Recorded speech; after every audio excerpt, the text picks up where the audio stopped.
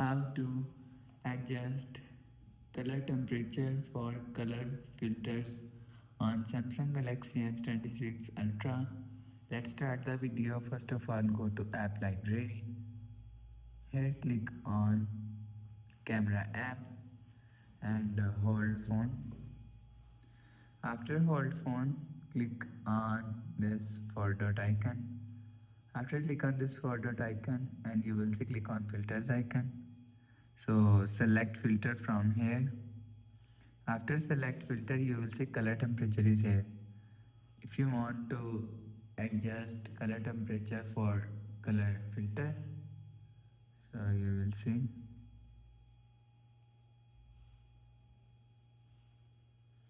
after adjust color filter, go back to home screen. So that's how you can adjust color temperature for color filters on Samsung Galaxy S26 Ultra. If you like the video, please subscribe. Thanks for watching.